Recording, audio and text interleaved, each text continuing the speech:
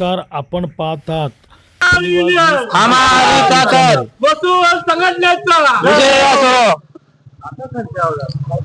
नमस्कार, मी गजानन गायकवाड, महसूल कर्मचारी संघटनेचा कार्याध्यक्ष। राज्यस्तरीय महसूल कर्मचारी संघटना आणि विभागीय संघटनेकडून आम्हाला जो आदेश प्राप्त झाला त्या आदेशाच्या अनुषंगाने महसूल कर्मचाऱ्यांच्या ज्या मागण्या आहेत आणि आताच आमच्या सचिवांनी जे सांगितलेल्या जे आहे त्यामुळे आम्ही सर्व कर्मचारी एकजुटीने सामूहिक रजेवर आम्ही जात आहोत। या सामूहिक रजेचं वैशिष्ट्य म्हणजे आतापर्यंत अशी घडलेली बाब नव्हती। या सामूहिक रजेमध्ये उपजिल्हाधिकारी संवर्गापासून ते कोतवाल संवर्गापर्यंत निम्न श्रेणीपर्यंत सर्वजण सामूहिक रजेवर गेलेला आहे। ते जाण्याचा उद्देश म्हणजे महसूल कर्मचारी अधिकारी यांना आपला हक्क भेटला पाहिजे। महसूल कर्मचारी म्हणजे एक शासनाचा कणा आहे, तो कणा सगळा डगमगत चाललेला आहे। त्यासाठी आज आम्ही राज्यस्तरीय संघटना आणि विभागीय स्तरीय संघटना या अनुषंगाने आम्ही सर्वजण सामूहिक रजेवर जाण्याबाबत निर्णय घेऊन मान्य जिल्हाधिकारी महोदयांना तसा निर्णय दिलेला आहे। हमारी युनियन कर्मचारी एकजुटीचा कर्मचारी एकजुटीचा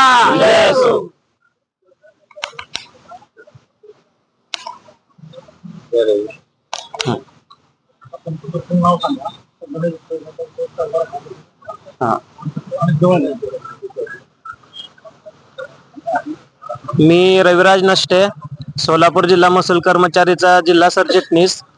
दिनांक 12 डिसेंबर 2025 रोजी हिवाळी अधिवेशनामध्ये शासनाने महसूल विभागातील तहसीलदार, नायब तहसीलदार, मंडलाधिकारी तसेच ग्राम महसूल अधिकारी यांचे एकतर्फी निलंबन केलेले आहे।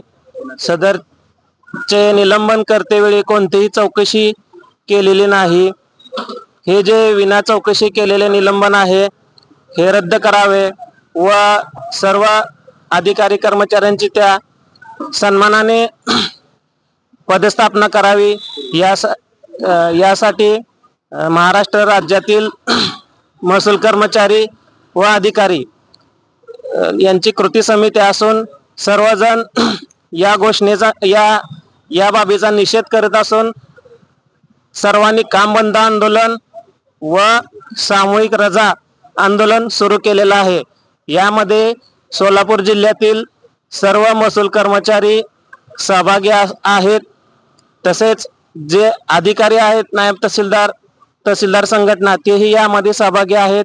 या सर्व बाबीमुळे जे नागरिकांना आम्ही नम्रपणे निवेदन करतो की याबाबत आम्ही आपली जी गैरसोय होते त्याबाबत दिलगीर आहोत।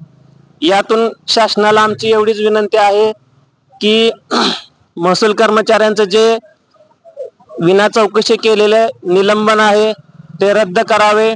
तसेच महसूल कर्मचाऱ्यांच्या ज्या काय मागण्या आहेत, रिक्त पदांच्या असतील, आकृती बंधाच्या असतील, पदोन्नतीच्या असतील, तसेच कर्मचाऱ्यावर गौण खनिज या विषयामध्ये जे हल्ले होतात, वाळू माफियांकडनं ज्या काही गोष्टींचा सामना कर्मचाऱ्यांना करावा लागतो, या बाबतीमध्ये शासनाने योग्य ते धोरण कर्मचाऱ्यांच्या विषयी लागू करावे एवढीच आमची मागणी आहे। या सर्व मागण्या शासनाने पूर्ण कराव्या असं आम्ही निवेदन आज करत आहे।